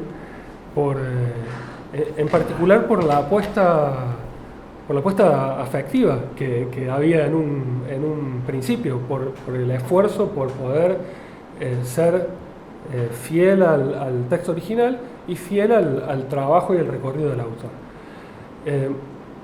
Por otro lado, y quería volver a algo sobre ese capítulo 4. El capítulo 4, después creo que, no sé si es más complejo que otro, pero hasta ahí venía todo bien. Él venía hablando de su historia personal y de su historia académica, de su tesis de doctorado, y ahí empieza a hablar de problemas de investigación y de problemas de investigación bien teóricos que yo no los podía comprender.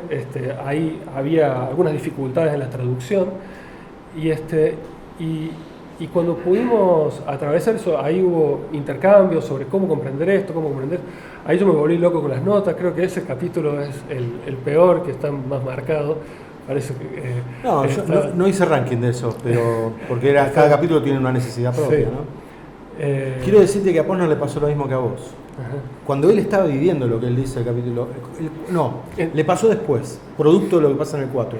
Cuando él va a la Universidad de Washington con Reichel para hacer el problema de los radiólogos, los que manejaban la técnica del cerebro, eran que tenían las imágenes pero no entendían lo que significaba. Un poco sigue pasando, pero un poco menos hoy en día. El tema es que él tenía que elegir un paradigma cognitivo para poner en el resonador, ¿sí? En el PET, perdón. Y él estaba con la atención. Entonces le empieza a explicar los componentes de esto, que aquello, que lo cronométrico, que así, que así. Y él lo explica en el libro, lo dice. En un momento me di cuenta que si seguía con la explicación se iban a dormir todos. Y ahí cambia el lenguaje. O sea que a él le pasó también. De que cuando en el capítulo 4 él escribe los primeros experimentos que después va a aplicar Claro, en claro. en Sobre el otro lugar.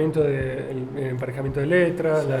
la Ahí nace todo. idea de cómo extraer conceptos a partir de esos experimentos Total. y este tipo de cosas. ¿Y cómo lo superaste? Leyendo y preguntando. Ahí fue que encontré esta cuestión de Roche. Porque después de que entendí, digo, pero ¿cómo? Pero esto pasó antes que esto, y Claro, no al revés. claro. No puede ser.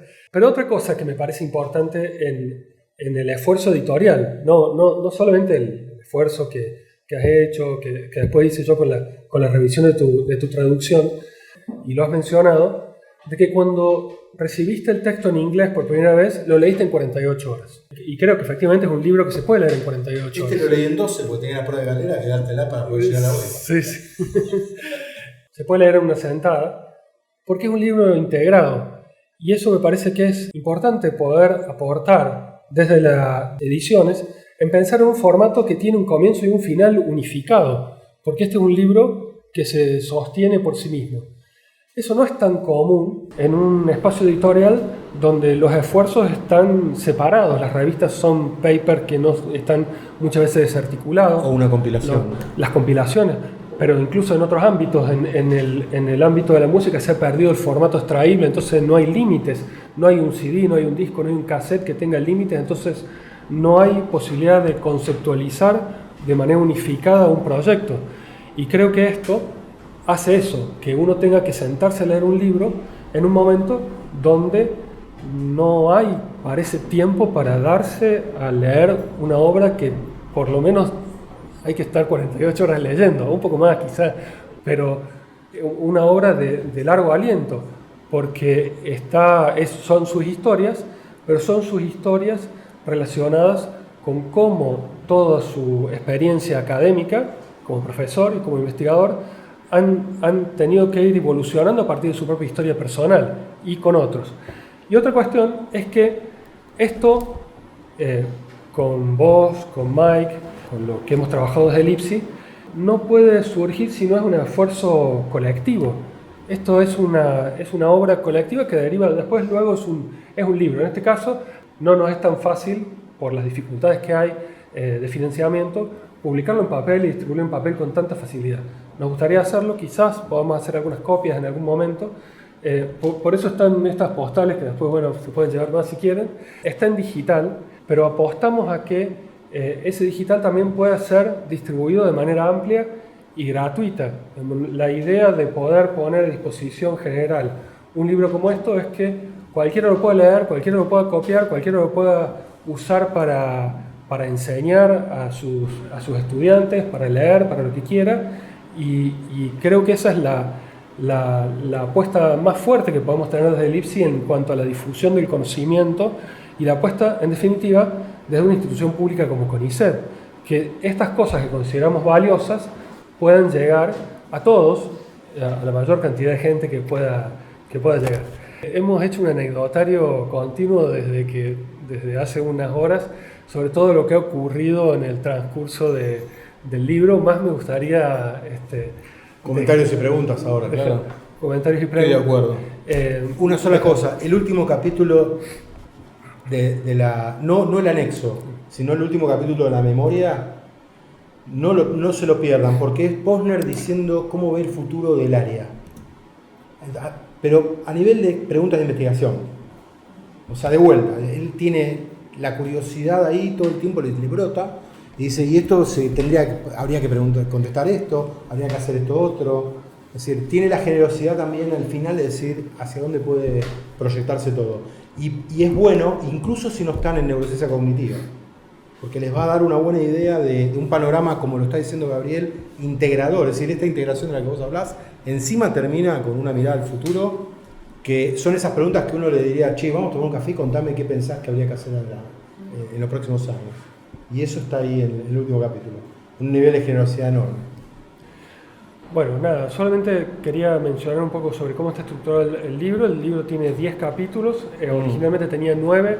Hay un capítulo que creo que hiciste bien en separarlo en 2, el capítulo 9, Creo que comienza de una forma cronológica y en un momento eso se rompe y empieza siguiendo el orden cronológico porque tiene que ver con su vida, donde apuesta por determinados problemas de investigación, pero esos problemas de investigación en muchos casos son paralelos y son muy vastos, volviendo a lo que se le requería en la Universidad de Wisconsin de 6 buenos papers al año, viendo una historia muy larga de 60 años de estudio.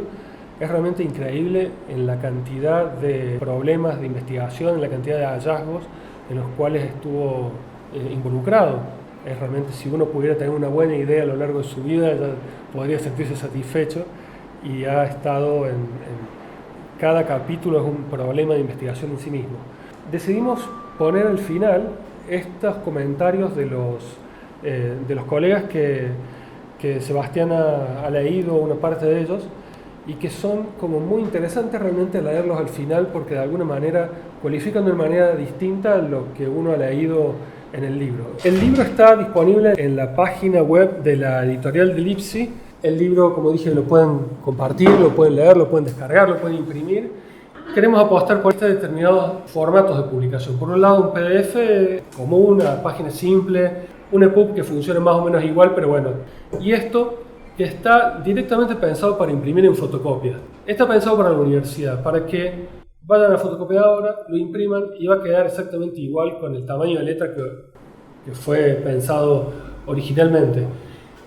Esta es una apuesta para la difusión de la editorial, para que también los libros puedan difundirse así, que se pueda hacer lo que se quiera con el libro.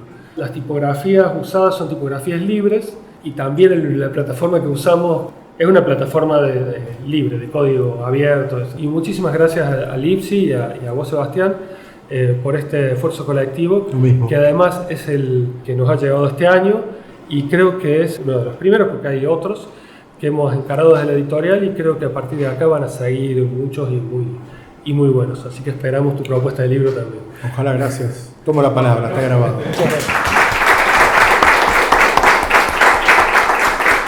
Preguntas, comentarios. Bueno, yo aprovecho que tenemos a los biógrafos no oficiales de Posner, que me vengo a enterar que estuve involucrado en un montón más de investigaciones y desarrollos de lo que yo conocía. Yo lo tenía nada más del modelo Posner de atención. Y bueno, entonces, por eso mismo, ¿cuál piensan que es el mayor aporte de Posner al campo de la psicología, de las neurociencias cognitivas? Como para ubicarlo un poco mejor. Esa pregunta es re difícil de responder, porque se calcula que él hizo una contribución por década de trabajo. Entonces tendría que darte entre 6 y 7. Te puedo decir cuál es mi preferida. Creo que en realidad hay que dividirla en dos partes. Cuando él va al laboratorio de Marín, del doctor Marín, que era un chileno que arma un laboratorio de neuropsicología, él ahí es donde, trabajando con pacientes con dificultades de lenguaje y de percepción, él sospecha ahí por primera vez, es lo que conté antes, sospecha por primera vez que hay procesos cerebrales específicos para aspectos muy específicos de cada tarea. Y de ahí salto al PET en San Luis, 10 años después, donde para mí se funda ahí la neurociencia cognitiva. Lo digo con todo respeto a todos los que estuvieron por detrás, porque para llegar a ese momento ocurrieron de hecho un montón de otros aportes y construcciones alrededor, pero ese encuentro entre Posner y Reichel para mí fue un momento increíble, porque él tenía la idea y ahí la pudo materializar.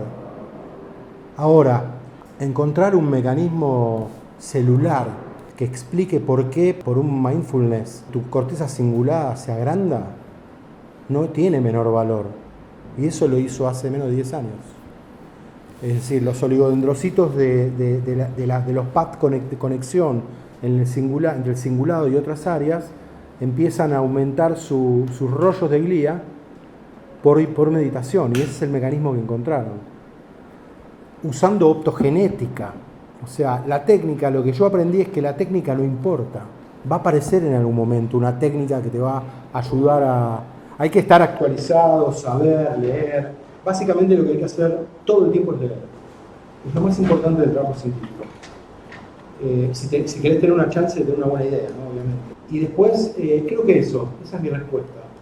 Y por otro lado, como decís vos, yo escucho lo de la importancia del seminario y digo, hay patrones, ¿no? O sea, una de las cosas que los historiadores de la ciencia reconocen de grandes figuras de nuestra disciplina como Pavlov era los seminarios de los miércoles. Todos los miércoles se trabajaban, Pavlov trabajaba, ¿no? O más cercanamente, el nombre porque vos lo conocés y hemos hablado mucho sobre él, Juan Molina tenía un seminario semanal, no importa. ¿Sí? No sé si eran tan correctos como en el seminario de Posner, porque Juan tiene otra personalidad, pero eran semanales, ¿no? O sea, tenías que ir y mostrar tu paper, tus datos propios o discutir los datos de otros. Cuesta, pero lo encontrás como un patrón, ¿no? O sea, en algunos grupos ese aspecto claramente es un pilar, o sea, ordena como dispositivo. No sé si tanto por el contenido como por la cultura que genera. Desde que se instala en Oregon, en los 60, y que no lo vi muy frecuentemente en nuestros contextos, es la definición de los problemas en conjunto. La pregunta de investigación definida por lo que tienen que decir sobre eso todos en el rol que tengan. El CPA, el investigador, el becario, algún colaborador de afuera. Nunca la mezquindad de esconder preguntas o de pensar que hay una jerarquía, porque la idea buena viene de cualquier lado. Eso sí lo diferenciaba de ese grupo. Y muchos de los discípulos de él no lo sostuvieron. Lo ves. Es decir, que hay un componente específico de él, creo yo, de estas personas que vos mencionás en la historia de la psicología, que tienen que ver con una visión de la construcción que es colectiva y que las ideas vienen de donde vengan. En un estudio de sociales de la ciencia, el concepto de laboratorio es un dispositivo fuerte. Y curiosamente va un poco con la motivación original de Posner, porque el laboratorio, sobre todo en nuestra disciplina, empezó como un espacio de formación, más que para generar conocimiento científico. O sea, un lejos allá y hace tiempo, en realidad el núcleo del boom no era la producción de conocimiento científico inmediatamente, sino, bueno, yo solo no puedo, necesito gente, entonces trae sus primeros becarios y es en el espacio del laboratorio donde se transmite qué se hace en esa psicología. Yo creo que va pasando ese concepto. Los sistemas de administración de la ciencia le están ganando por lejos a esos procesos de creatividad. Creo yo. Eso no significa que no haya creatividad, ni buenos grupos, ni buenas ideas. Sí, igual. Es como los argentinos, nos levantamos de vuelta de cualquier crisis. La ciencia sigue. Es decir, siempre, hoy le contaba a Gabriel el tema de Rita Montalcini, que hacía experimentos. Rita Levi Montalcini, una neurocientífica muy importante. Ella fue la que descubrió, se puede decir descubrió, tendríamos que discutirlo, pero estuvo detrás de la producción del factor de crecimiento, ¿no? Creo que sí. Y ella hacía, lo podemos googlear después, perdón si no fui exacto, pero estaba en eso. De la guerra. Durante la guerra, durante bombardeos, estaba haciéndolo. Pero es una, el resto estaban todos en otro lado tratando de zafar. Obviamente yo hubiese estado con nosotros, más bien. Pero más allá de las excepcionalidades, que son excepciones y entonces no los afectan los sistemas científicos de administración científica como a la mayoría, yo creo que no podemos basarnos en la meritocracia de la brillantez.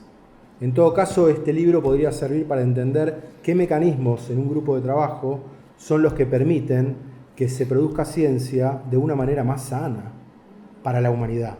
Y sana implica respeto, el contexto de surgimiento de conocimiento es fundamental. Las personas que trabajamos en ciencia tenemos que sentirnos bien trabajando en ciencia, no apurados, psicopateados o siendo esclavizados por cualquier sistema de explotación que haya, oficial o particular de cada lugar. Y no hablamos de eso, no lo hablamos. Para mí el libro en ese sentido puede iluminar, es muy buena tu pregunta, porque es la pregunta la que permite tomar al libro y ver qué pasaba en esos lugares, porque tenés 6 décadas, y tenés historias parecidas. Está la contrapregunta. ¿Encontraste cosas parecidas? Sí, obvio. 6 papers por año de primer impacto. ¿Quién? No le gustaba cómo se elegía al esclavo. Una palabra que en los becarios es hipersensible desde hace varias décadas. Ya existía en Wisconsin. Pero sí, creo que Yo confío en la evolución igual, ¿no? de los procesos en la medida en que empecemos a discutirlos, a visualizarlos. Obviamente, si pensamos en el corto plazo, probablemente tengamos que hacer como la becaria de Posner y salir a la industria, pero si uno lo piensa en términos un poco más prolongados, yo soy optimista, porque si ves la historia para atrás, todas estas cosas fueron mejorando y multiplicándose. ¿Cuántos investigadores hay hoy versus hace 50 años en psicología? Pensá nada más que en el IPSI. Hoy yo entré al IPSI y veo 2 hileras de ustedes laburando en las computadoras. ¿Cuánto fue la última vez que vine? Antes de la pandemia, 18 por ahí, 15 me acuerdo yo, 18 no me acuerdo, no existía el piso directamente.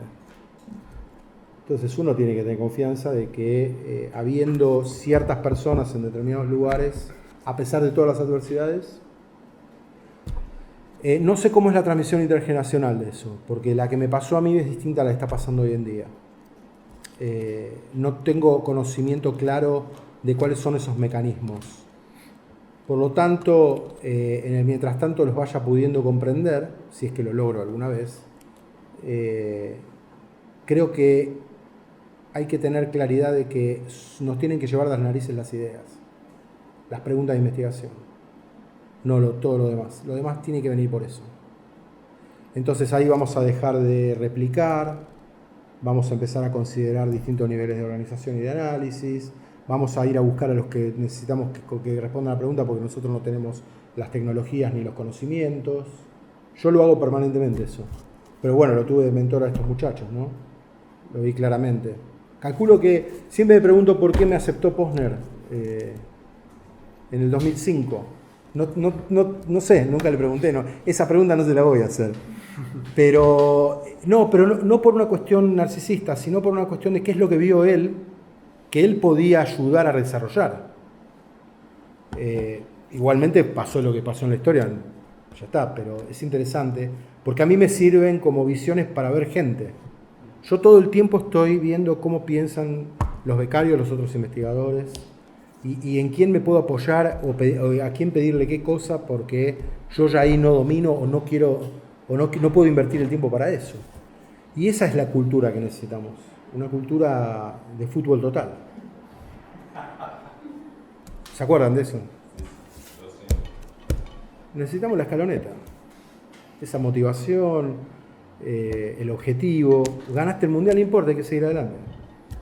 Venga quien venga, a la altura de la que sea la altura. Y hay épocas donde se pierde. Y hay épocas donde se gana. Y esas discontinuidades Posner no las tuvo. No las tuvo. Tuvo adversidades, sí, pero no tuvo la discontinuidad con la que tenemos que lidiar nosotros. ¿Cuántos de los que están a cargo del IPSI siguen generando ideas de investigación que se convierten en papers como en el pasado? Eso hay que protegerlo. Es como el maestro de escuela, como el director de escuela, que tiene 70% de laburo administrativo, 30% de laburo pedagógico. Y ahí se pierde toda la calidad. Creo que estamos viviendo, ese es un aspecto al que hay que darle pelea desde la política científica. Las fuerzas conservadoras que existen no nos van a permitir avanzar fácilmente, porque se van a resistir a eso. Viste que estamos más acostumbrados a esto es mío, sacar la mano de ahí, ¿sí?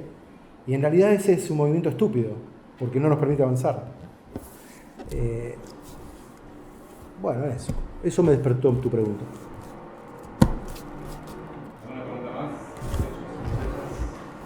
Yo Nada. tengo 2 cosas más, no hay nada más. ¿Nadie más? ¿Debo segura? Dale, pregunten, comenten. Si no tienen preguntas, comenten. ¿Lo van a leer?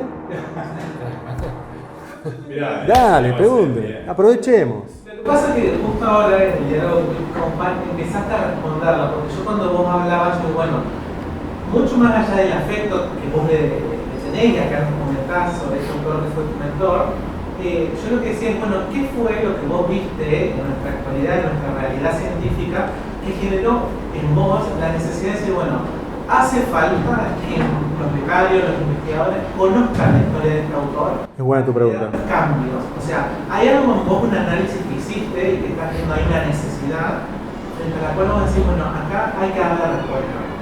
Creo que vos podés decir, bueno, yo de alguna manera propongo esta traducción para que no haya excusas, el inglés no sea una barrera y diga, bueno, está en inglés, no lo podemos dar, sino lo pusiste accesible a todos. ¿Sí?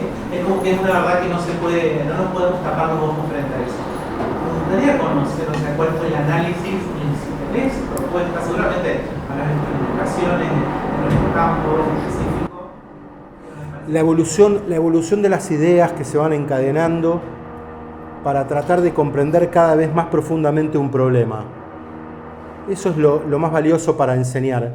La importancia de un buen vínculo y un vínculo sano de igualdad, de posibilidades de dar ideas entre un mentor y un mentorado, que no es lo mismo que un mentorado. ¿Sí? Qué mal chiste va a quedar grabado. ¿Sí? Perdón. Es muy buena tu pregunta, porque es verdad. ¿Por qué para mí es importante la lectura para alguien que se está formando? Porque es una manera de ver un camino, es decir, un denominador común de cualquier camino. Y es, vos podés cambiar de tema. Te puedes ir a otra área, no hay drama. Pero la pregunta que te haces sobre el problema tiene cierto romanticismo sobre... en definitiva, ¿por qué uno elige ser científico? ¿Por qué estamos acá? En mi caso, por la duda, porque hay muchas preguntas y hay algo bien. Que puedo aportar. El libro es lo mismo, pero contado a través de una historia personal de una persona que era curiosa, que tenía dudas y una pasión casi lúdica, infantil, por tratar de responderla.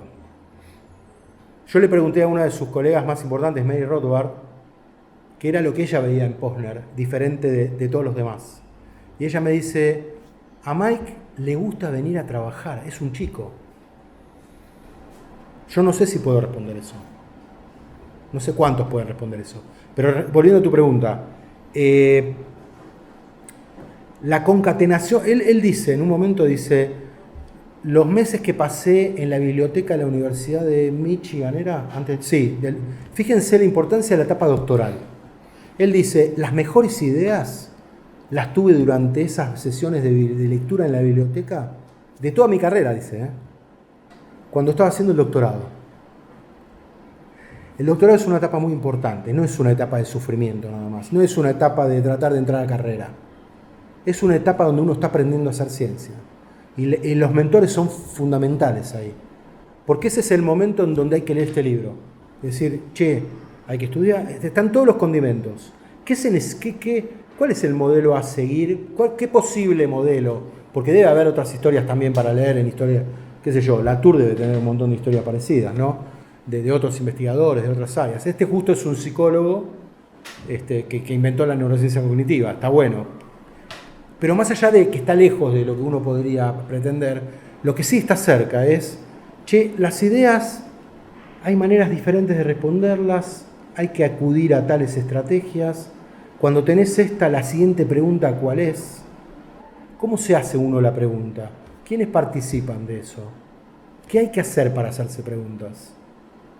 Eso es lo que está en el libro. Ese es el libro. Yo sigo encontrando... Por eso les hablé del último capítulo. El último capítulo, si alguien es inteligente, se lo afana. Yo estoy seguro que Stan Dean ya lo leyó y está haciendo el próximo experimento. No tengo ninguna duda. Porque lo conozco a Stan además. Y él es uno de los que comenta. Él lo pone a Posner en lugar directamente de un posible Nobel, ¿no? Kahneman también. Pero Kahneman hace el comentario de Posner en el año 78. Él recibe el Nobel en el 2002. Imagínense lo que implica. Pero yo creo que más allá de la excepcionalidad de esta historia y de esas contribuciones brillantes, hay un mensaje que es el de enseñar también. Y eso también va para cualquier generación. Si uno pone en su haber, si uno adquiere la noción de que en realidad no se trata de hacer el experimento, cortarle la cabeza a todos con los que estoy compitiendo y publicar en el journal de mayor impacto la mayor cantidad de veces que pueda para que poder obtener la promoción, tener subsidio y entrar en esa carrera. No, acá el tema pasa por otro lado en esta historia. Acá lo que realmente cuenta es la pregunta de investigación. y cómo la vas a tratar de resolver y de responder. Quizá nosotros le podemos dar cátedra a algunos americanos que lo podemos hacer con muy pocos recursos, porque yo estoy en un laboratorio donde han pasado cosas importantes a nivel mundial, y acá debe haber ocurrido también, Juan. Yo no conozco las historias, pero mi director fue una persona que puso sobre el tapete un elemento más en el cerebro, la glía interlaminar. No es poca cosa. Sí. Y eso empezó con una observación y preguntas y compra de tecnología para poder responder la segunda y asociarse con un alemán, asociarse con este otro. Yo me crié de esa manera y hago eso. No tengo la menor idea cuál es la trascendencia de lo que publico o no publico en la construcción global, pero sí tengo claro en qué consiste la tarea, en cómo preguntarse, si vale la pena la pregunta o no, porque uno está actualizado, por dónde ir cuando uno no tiene recursos, por dónde ir cuando uno lo tiene. El libro tiene muchas recetas, si querés, para eso, pero más allá de la brillantez del tipo, para mí el mensaje más importante, que lo señaló Gabriel también, es que también tenemos que tener la humildad de enseñar a aquel que nos pueda superar. Y es un mundo, parece ser que la cultura no es esa hoy, ¿no? No sé si están de acuerdo o no, pero estamos como más individualizados. Y eso también lo veo diferente, pero por ahí es una cuestión histórica. Para mí el tema de generar nuevas generaciones de investigadores que me superen es algo que está presente en mi vida cotidiana, tratando de hacerlo. No sé si te contesté la pregunta. Sí, no, menos mal. ¿Ibas a comentar algo? No, solo estaba pensando que quizás en la respuesta que diste recién estaba la respuesta a tu pregunta que le harías a vos. ¿Qué vio en vos cuando te presentaste en el 2005 y el de ahí? Sí, yo a veces sospecho que además había un hinchapelota perseverante. Pero estoy de acuerdo, que sí, sospecho que... Yo tengo otra idea.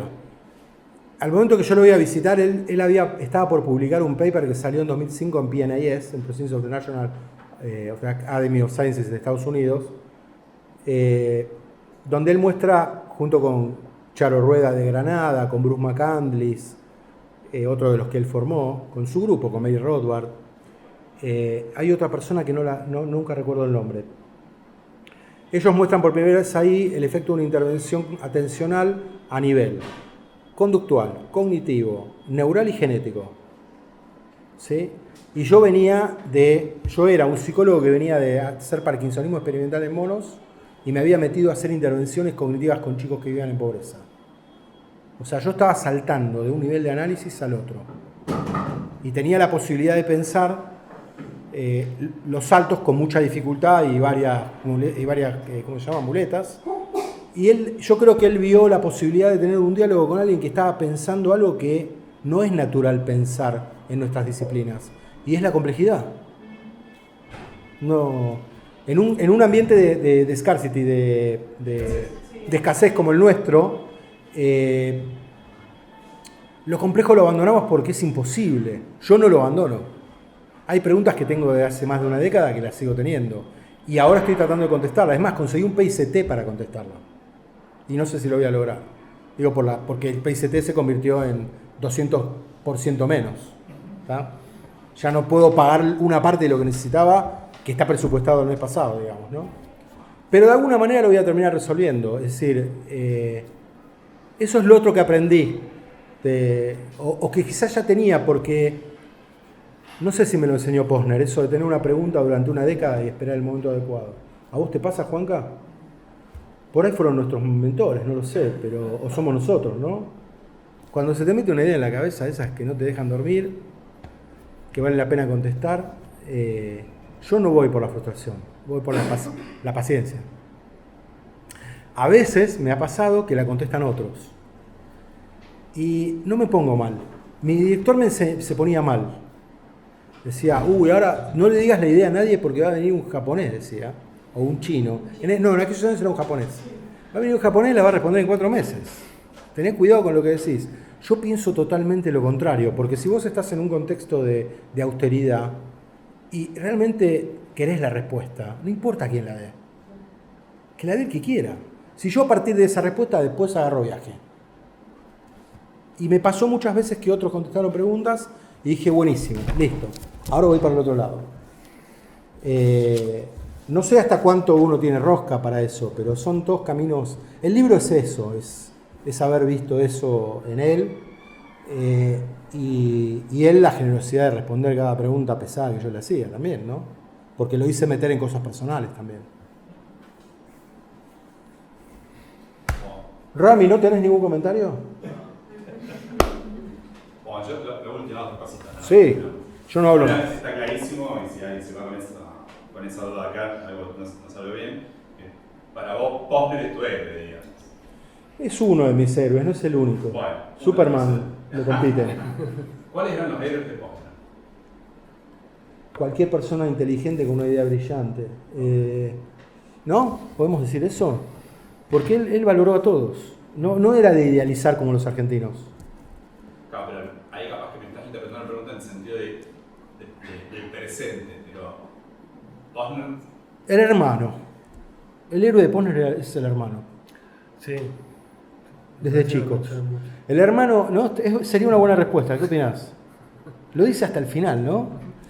Y cuento algunas anécdotas. Se pueden ir quien tenga que irse, no hay problema. Les agradezco que se hayan quedado hasta este momento, porque cuando uno habla de historias de color es más divertido, ¿no? Pero si las podemos mezclar con cosas que nos deje algo, mucho mejor. Jerry Posner, hermano mayor, le llevaba 4 o 5 años, no me acuerdo. A los 4 años fue el pediatra, el tipo dijo, yo quiero ser médico. Y nunca se movió de ahí, y fue médico, y fue otro como Mike, brillante. Se ve que los genes en esa familia aprendieron para el lado de la ciencia. El hermano de Posner es uno de los pioneros de la neurooncología norteamericana. O sea, él creó parte de la neurooncología. Y Posner siempre tuvo se sintió muy en desventaja respecto al hermano. Esta parte neurótica de su historia la comparte. ¿Por qué? Porque como el padre se mudó y tenía un trabajo primero en las Fuerzas Armadas, el papá de los dos, de Jerry y de Mike fue a 8 escuelas primarias y secundarias. Y cada vez que cambiaba de escuela, a veces cambiaba de estado. Y en Estados Unidos parece ser que las escuelas de California eran consideradas de menor calidad. Entonces, cuando se mudaba a un estado que no era California, lo ponían en el grupo de los retardados, para la lectura, por ejemplo. Los que iban más lento. Y eso para él era un puñal en el corazón, sobre todo teniendo al hermano Jerry en casa, que era brillante, que tenía las notas y los premios de todo habido y por haber. Y él siempre tenía esta ambivalencia. Cuando él va a Nueva York a crear el Sackler Institute en el 98, vive 4 años con el hermano, estaban enfrentados en la oficina y se iban a desayunar todos los días y lo disfrutaban. Lo ama el hermano. No es que no tuvo una competencia eliminativa, por decirlo de alguna manera. Pero era el héroe, era el que siempre iba un paso adelante, el que iba creando algo. Y después todos los que fueron sus mentores siempre los valoró como gente... Es más, en el libro él los evalúa a todos. De hecho dice de uno, este era muy bueno administrando, pero era un perro como investigador. De uno dice eso. Y era un investigador reconocido. Y era uno como si vos dijeras Gazzaniga.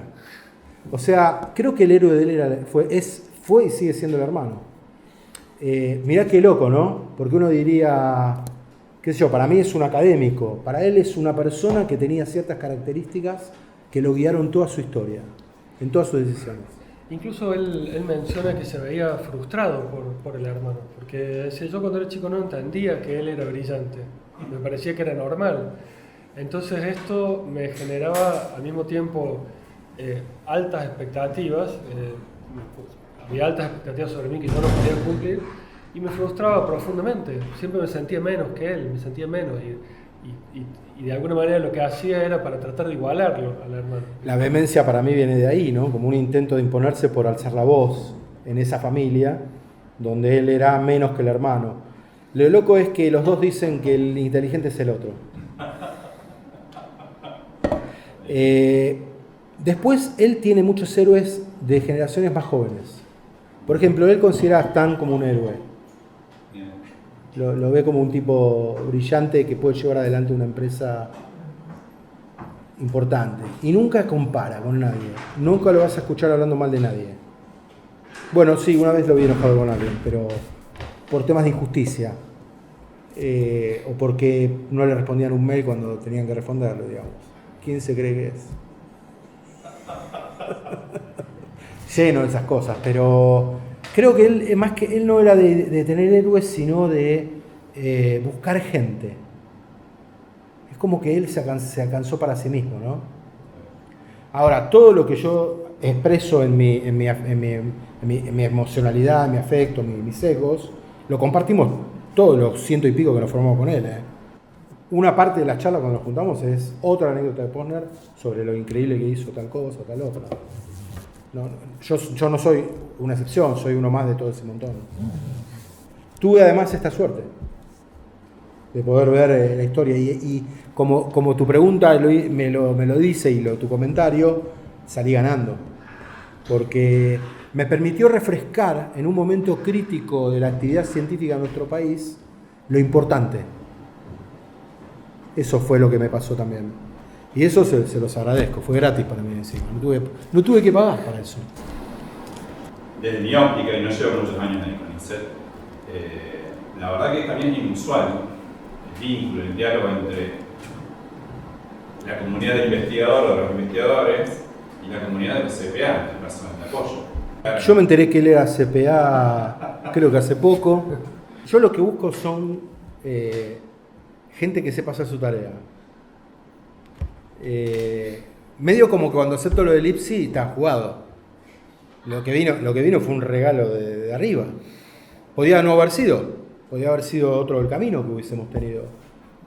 Por suerte no. Pero no tuvo nunca en juego ningún tipo de investidura.